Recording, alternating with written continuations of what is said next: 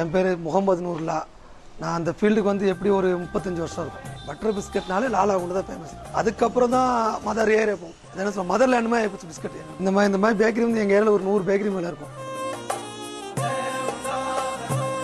அப்பாலாம் வந்து இந்த தொழில் தான் பண்ணாங்க. அவங்களுக்கு அப்புறம் அந்த தொழில் நாங்கள் எடுத்து பண்ணிட்டு இருக்கோம். நான் அந்த ஏரியாவுக்கு வரும்போது 3 வயசு பையன் 8th முடிச்சு அதுக்கப்புறம் நேராக ஃபீல்டுக்கு வந்தது. அதுலேருந்து ரன் பண்ணிட்டு இருக்கோம். ஒரு இடத்துல வேலைக்கு போயிருந்தோம், சம்பளத்துக்கு 25 ரூபா சம்பளம். ஒரு இடத்துல வேலைக்கு போய் அதுக்கப்புறம் நம்மளே சொந்த கம்பெனி வைக்கணும்னு ஆரம்பித்து மேல் வந்து இப்போ சொந்த இடம். பணக்காரங்கிறவங்களாம் பீஸா பர்கர் எப்படி சாப்பிட்றாங்களோ அதே மாதிரி நடுத்தர வர்க்கத்து ஒரு கப் டீ 2 பிஸ்கட் சாப்பிட்டானா காலைல டிஃபன். இன்ன வரைக்கும் அந்த என்ன சொல்ல நடுத்தர வர்க்கம் வாங்க போது எங்களுடைய வியாபாரம் இருக்குது. அப்பாவோட தொழில் ஒன்று. நாங்கள் இதை விட்டு போனால் கூட எங்கன்னா நான் கூலி வேலை செய்ய முடியும் தவிர வேறு கம்பெனிக்கெலாம் போக முடியாது, செய்ய முடியாது நம்மளால். அதனால் சரி நம்ம இருக்க வரைக்கும் இப்போ என் பசங்களாம் செய்யுமான்னு சரி சொல்ல முடியாது.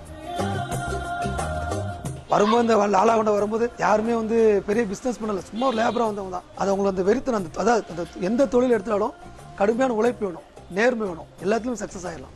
அதனால் இதை விட்டு எனக்கு வெளியே போனால் சும்மா போவோம், மற்றபடி இருந்து தங்கினதான் எனக்கு இது ரொம்ப பிடிக்கும். அதனால் இதை விட்டு நமக்கு போனாலும் மனசு வராது.